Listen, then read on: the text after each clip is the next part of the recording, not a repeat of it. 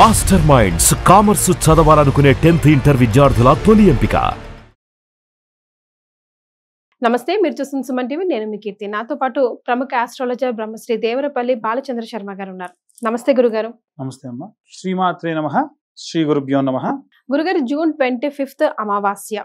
ఈ అమావాస్య జ్యేష్ఠ అమావాస్యగా పిలువబడుతుంది అండ్ చాలా ప్రత్యేకం అంటున్నారు. ఎందుకంటే రెండు గ్రహాలు అంటే కుజుడు కేతు కలయికలో సంథింగ్ డ్రాస్టిక్ చేంజ్ ఈ అమావాస్య నుండి జరగబోతుంది అన్న వార్తలు వినిపిస్తున్నాయి. ఇందులో నిజమెంత?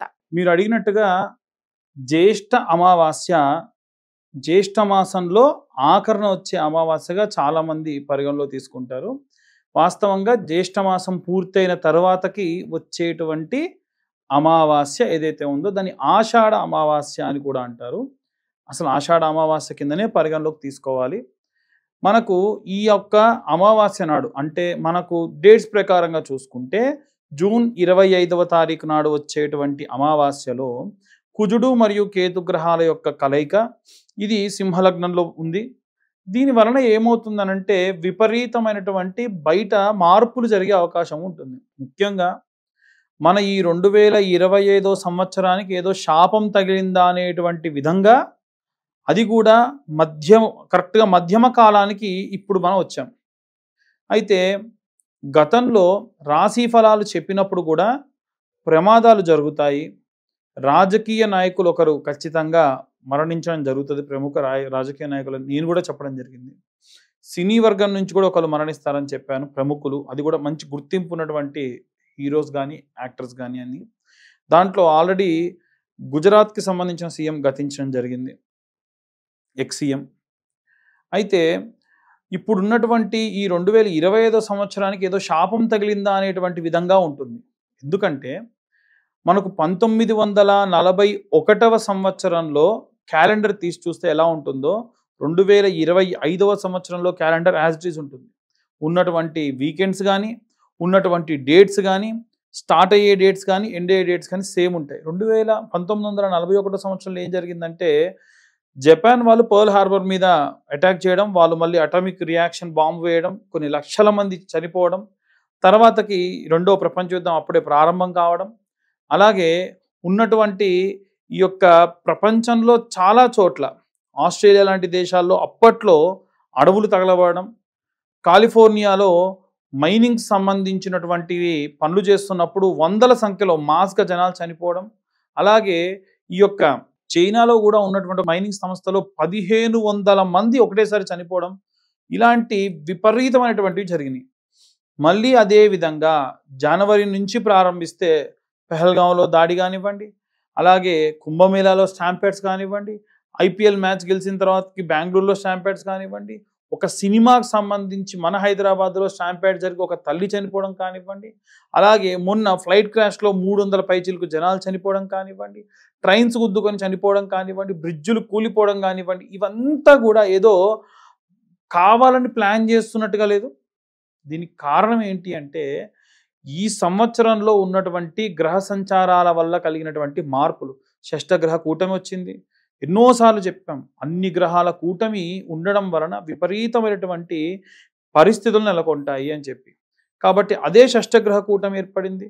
ఆ తర్వాతకి పంచమగ్రహ కూటమి ఏర్పడింది. అలాగే త్రిగ్రహ యోగాలు, చాలా వరకు 3 గ్రహాలు ఒకటే చోట ఉండడం వల్ల త్రిగ్రహ యోగాలు కలిగినాయి. ఇవన్నీ కూడా జరగడం జరిగింది. ప్రత్యేకంగా ఈ జూన్ 25వ రోజు ఎందుకు అంటే ఇది మధ్యస్థ కాలం. కరెక్ట్గా half of the year English లెక్కల ప్రకారంగానే మాట్లాడుకుంటే half of the year complete అయింది. ఇంకో హాఫ్ ఆఫ్ ది ఇయర్ ఉంది. కేవలం సగం రోజుల్లోనే ఇన్ని జరిగితే ఇంకా మిగిలిన సగం రోజులు ఎన్ని జరుగుతాయి. కాబట్టి చాలా చాలా జాగ్రత్తగా ఉండాలి. మరి ఈ అమావాస్యని ధ్యాసలో పెట్టుకుని అలాగే నెక్స్ట్ డే నుంచి ఎలాగో ఆషాఢం కూడా మొదలవుతుంది కాబట్టి ఏమైనా ప్రత్యేకమైన పూజలు కానీ రెమెడీస్ కానీ పాటిస్తే బాగుంటుందంటారా గురుగారు? మనకి ఏమైనా నెగిటివ్ అనిపిస్తే వెళ్ళకండి. ఏవైనా బయట వాతావరణం బాగాలేకుంటే ప్రయాణాలు చేయకండి. ఆరోగ్యం బాగాలేకుండా ఉంటే ప్రయాణం చేయకండి. మీ కుటుంబానికి మీరే పెద్ద అనుకుంటే ఎట్టి పరిస్థితుల్లో ప్రయాణం చేయకండి. మేము చెప్పేటువంటి రాశి ఫలాల్లో కూడా చెప్పాం. కాలసర్ప యోగం, కాలసర్ప దోషం ఉన్నటువంటి కాలం ఇది. 3 నెలల పాటు ఇంకా ఇలా ఉండబోతుంది. సెప్టెంబర్ వరకు ఇలా ఉంటుంది. చాలా జాగ్రత్తగా ఉండాలి. ఎవరైనా సరే ఇక్కడ నెక్స్ట్ జరగబోయే ప్రమాదాలు కూడా ఇలాగే మాస్గా జరుగుతాయి. మాస్గా అంటే గ్రూప్గా జరుగుతాయి. పెట్రోల్ ట్యాంకర్స్ ఏవైనా బ్లాస్ట్ అవ్వచ్చు, ఏవైనా సరే చిన్న చిన్న పిల్లలు ఏదైనా వైద్య సంస్థకు సంబంధించి చేసినటువంటి తప్పిదముల వల్ల పిల్లలకు ఎఫెక్ట్ రావచ్చు, మాస్గా పిల్లలు చనిపోవచ్చు, ఏవైనా సరే మనుషులు ప్రయాణిస్తున్నటువంటి బస్సులు కానీ కార్లు కానీ ఒకదాంతో ఒకటి వాతావరణ సమస్యల వల్ల మంచులు కురవడం వల్ల గుద్దుకొని ఏవైనా సరే జనాలు చనిపోవచ్చు, ఏవైనా కొండ శిఖరాలు విరగొచ్చు, ఇలా ఏవైనా జరగవచ్చు. కాబట్టి చాలామంది ఏంటంటే ఇవాళ రేపు ఉన్నటువంటి యూత్ ట్రిక్కింగ్ అని బోటింగ్ అని ఇవన్నీ కూడా వింత వింత చేష్టలు, లేనిపోని పోకడలు. కాబట్టి ఇలాంటివన్నీ పోకుండా జాగ్రత్త ముందు మనం ఉండాలి కదా, మనం ఉంటే ఇంకా ఏవైనా చేయొచ్చు. కాబట్టి ఈ ప్రకారంగా ఉంటుంది. కుజుడు మరియు కేతువుల కలయిక ఏదైతే ఉందో అంత మంచిది కాదు. అక్కడ నుండి ప్రారంభమవుతుంది. తర్వాతకి బుధుడు మరియు కేతు గ్రహాలు కలుస్తాయి నెక్స్ట్ వచ్చేటువంటి నెలల్లో. అలాగే శుక్రగ్రహం మారుతూ ఉంటుంది గ్రహ సంచారాలు, మిగిలిన అన్ని గ్రహాలు అలాగే ఉంటాయి. ఉన్న 6 నెలల్లో కూడా ఎన్నో రకాలైనటువంటి విపరీతమైన మార్పులు జరుగుతాయి. సినిమా ఇండస్ట్రీకి సంబంధించినటువంటి వాళ్ళు చాలా జాగ్రత్తగా ఉండాలి.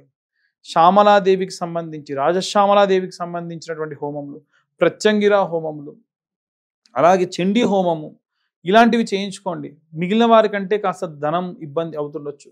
రాజకీయ రంగాల్లో ఉన్నవారికి, సినీ రంగాల్లో ధనం ఉన్నవారికి మీ గురించి మీకోసం ఎన్ని నమ్మకాలున్నా లేకున్నా ఈ 3-4 నెలల్లో ఇలాంటివి చేయండి. దానివల్ల ప్రత్యేకమైనటువంటి స్థితిని పొందవచ్చు. చాలా సంతోషం అండి. ధన్యవాదాలు. ధన్యవాదాలమ్మా.